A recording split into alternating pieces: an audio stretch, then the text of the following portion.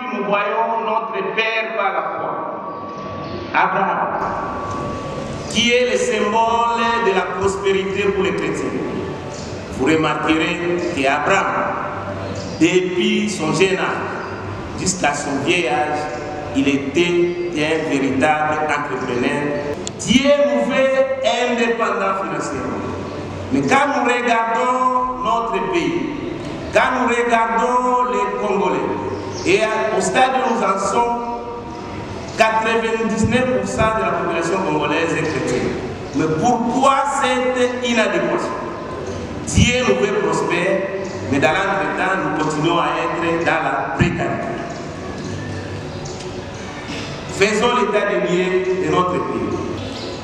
Au dernier rapport de la Banque mondiale, il est clairement noté qu'au moins 80% de la population congolaise vit dans la pauvreté. Et mieux, la même Banque mondiale dit qu'un pauvre est que celui qui vit avec 3 $ par jour. Or, pour le cas de notre pays qui a un PIB avoisinant 50 milliards de dollars, les banques qui existent au Congo. Si hier on avait une vingtaine de banques, aujourd'hui nous en avons une quinzaine. Mais quelles sont ces banques? Qui en sont les propriétaires? Aujourd'hui, toutes les banques que je n'ose pas qualifier de véritables banques, je les qualifie toujours d'un système que je qualifie de la communautarisation bancaire, parce que les 15 banques qui soient encore opérationnelles, ce sont des banques qui relèvent des communautés d'affaires des expatriés. Ces banques qui étaient banques allemandes, c'est maintenant tenu par les Kenyans. Donc, de toutes les banques, il n'y a aucune banque congolaise. Toutes les banques sont des banques étrangères. Pourquoi je dis les défis financiers? Parce que dans tous les pays, on dit qu'il n'y a pas d'économie sans crédit. Et mieux, il n'y a pas d'entrepreneuriat sans crédit.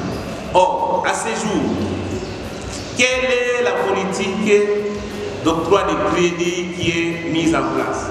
Il n'y en a pas. Il n'y en a pas. Et pour preuve, si nous prenons les rapports de l'année passée, la hauteur de crédit alloué à l'économie, c'est autour de 5% des pays. En d'autres termes, il n'y a que 2,5 milliards de dollars que les différentes banques qui existent ont alloué à l'économie.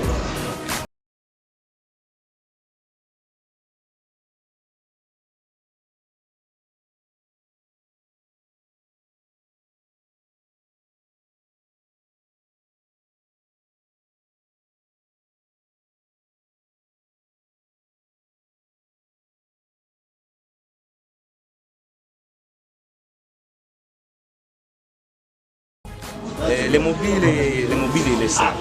Comme vous le savez, je suis professeur des universités, mais je suis aussi président de la fondation. Mais à ce titre, je pense l'une des missions de la fondation, c'est de renforcer les capacités de nos jeunes, mais pourquoi pas de nos adultes. Et c'est dans ce cadre-là que nous avons choisi ce jour. Et pourquoi Kingabwa? C'est parce que Kingabwa aussi, c'est un terrain que nous estimons, qui est un terrain qui est caractérisé, qui est considéré à tort comme un quartier urbano-rural, et pourtant c'est un quartier qui recorde l'élite. Alors j'ai estimé que la bonne manière d'impulser les choses, il faut commencer par l'élite. Et l'élite, comme vous le savez, moi-même je suis chrétien, né de nouveau. J'ai choisi le prénom et j'ai estimé qu'il faut commencer par les chrétiens. Pourquoi les chrétiens? Parce que, comme je l'ai toujours dit, nous avons l'ADN entrepreneurial. Quand Dieu créa l'homme, créa Adam, il les place à Jardin d'Éden, c'est pour entreprendre, c'est pour travailler, pour fructifier, pour multiplier. Donc, comme nous avons cet ADN entrepreneurial, mais pourquoi ne pas ressusciter cet ADN de manière à ce que chacun de nous devienne un entrepreneur? Parce que c'est l'entrepreneuriat qui rend l'homme prospère.